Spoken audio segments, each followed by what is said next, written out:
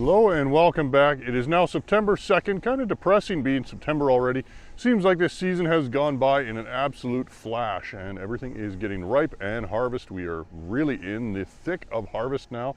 A lot of barley acres are now coming off, a little bit of wheat coming off, and canola is starting in a few places as well. So let's take a look, see what's going on this week. Still some barley fields out there like this one that are waiting for harvest. This one had a fair bit of green in it in some pockets. I'm in one of those pockets here now, and you can see we do still have some green doughy heads in here. So not much to do on these other than wait or take it as it is and hope that the green isn't enough to cause any problems. It's also been very smoky the last few days. There's Environment Canada warnings on air quality. I can definitely see why. Definitely some fires going on somewhere upwind here. Lots of the wheat, including my trials, are pretty much ready to harvest, just drying down. There was some showers last night, so that has kept things a little bit damp here this morning. But now we got some breeze and the sun's coming out. Things are going to dry down pretty soon, and we'll be back to harvesting. My plots here, I'm assuming we should be getting to them maybe later this week once the surrounding crop has taken off. We'll see where the week takes us. Well, potato harvest has started now. Actually ended up starting late last week, but I didn't have time to run over here and get any footage. But yeah, it looks like things are coming along pretty well here so far. This field of cover crop is coming along not too bad. This is oats with a brassica in here, and there's a bit of barley regrowth in here as well, because this was barley that came off a couple of weeks ago. This field, these oats and the barley regrowth is young enough. It is extremely vulnerable to barley yellow dwarf virus, although I haven't seen much in any of the earlier seeded second crop oats.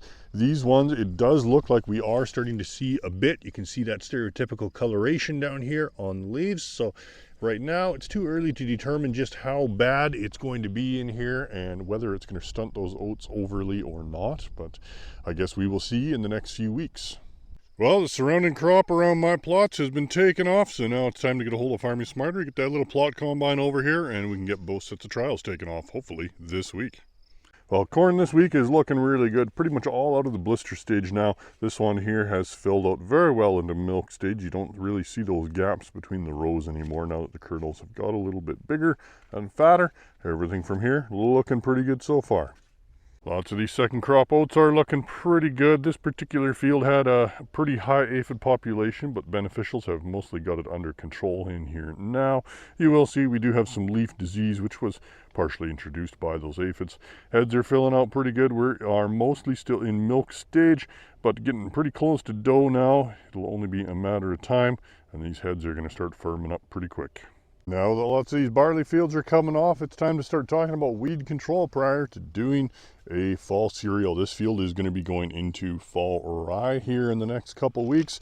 So when you start looking at the weeds here, we got a whole bunch of pigweeds. There's mallows, there's lamb's quarters. This field was canola last year, so you can see we've got some small but ambitious canola in here. You know, same thing, lamb's quarters, small but ambitious. Look at that little guy trying to set seed. Lots and lots of canola. There is some buckwheat and morning glory in here as well. So as far as weed control goes, I mean, DB878, Black Hawk are all going to be good fits, as well as really anything in the Express brands from FMC will do a very good job at controlling a lot of this kochia or canola, especially if you add a little bit of 2,4-D into it as well.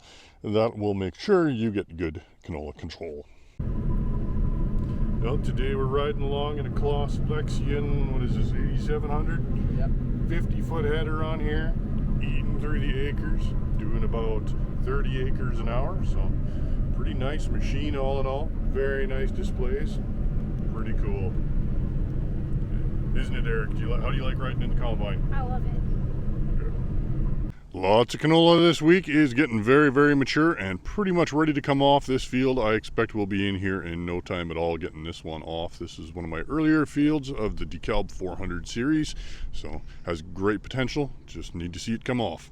Well, with the hot, dry weather we've had the last few weeks, a lot of crop is coming off pretty quick, but what is not coming back much is weeds. You know, there is some regrowth of kochia and stuff like that where, you know, established plants were getting chopped down. But right now, as far as germination of weed seeds or even volunteer goes, there is pretty much nothing except for some on irrigation on the dry land for sure anyways. I don't really recommend a whole lot of post-harvest spraying unless you got some real thick kochia patches that are regrowing or something like that. But right now, not really much of a risk of any fall or winter annuals or anything like that coming up until we start to get some rain, which may happen next week. We will see. And here comes Farming Smarter with the little plot combine. We're going to take these plots off this afternoon. Should be a good time. Well, here we've got Carlo from Farming Smarter, and he has brought the mini plot combine out. We're going to do these plots today. Carlo, anything interesting you can tell us about the machine? Absolutely. Like, this is our Wintersteiger Quantum Pro. It does the bulk of our harvesting for all of our other plots. It handles everything like a dream. It goes through way better than any of the other combines we've had in the past. Everything comes out super clean always, and it does a great job in getting our proper weights and test weights as well. So excellent. Yeah. Can't wait to see it in action. Perfect.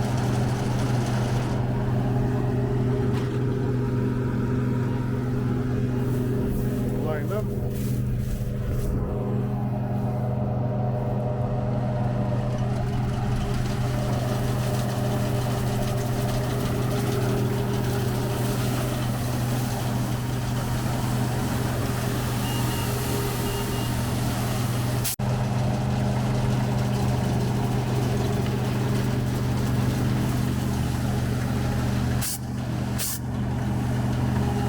That's the one for the last one for this set. On to location number 2. Well, just like that, all of those plots are done. Took us about 20 minutes per set of plots to do like 24 and 25 plots. So all in all, just in basically over an hour's worth of work to get all those plots off. Certainly beats what I did last year, where I had my garage stuffed full of 60 bags of wheat heads, and it took me weeks of hours in the afternoon processing all of those. So Farming Smarter, look them up. I don't know if they got a YouTube channel or not, but they're a very interesting organization, doing a lot of plot work and proving lots of different things in the area. Here we have an interesting field I haven't shown for a while, not since shortly after herbicide season anyway. So this was the result of a truck driver pulling seed from the wrong bin and topping up a seed drill seeding spring wheat with winter wheat. So we have a bit of a mix in here. So this pass here, we have more winter wheat. This side, we have less winter wheat, but still quite a bit.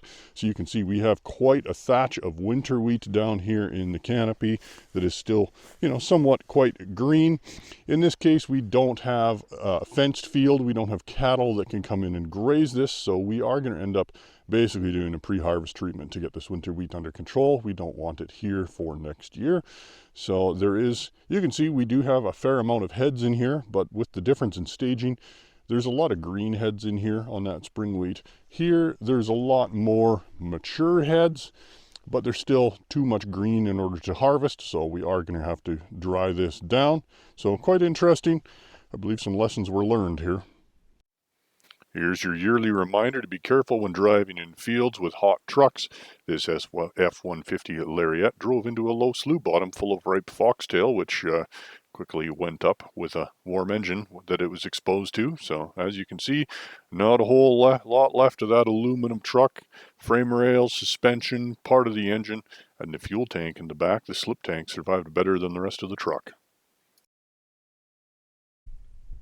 Well, that'll be it for this week. I think over the weekend and into next week, harvest is going to continue along really well. There is a slight chance of some rain in the forecast end of next week, so we'll see how that develops next week. I will not be in the field very much. I'm actually going on some plot tours and a farm show tour in Ontario, so I will have the camera with me. I will try to shoot some video there, and hopefully I'll have enough to put a video together at the end of next week on what's going on out there in comparison to here. So we will see you next week.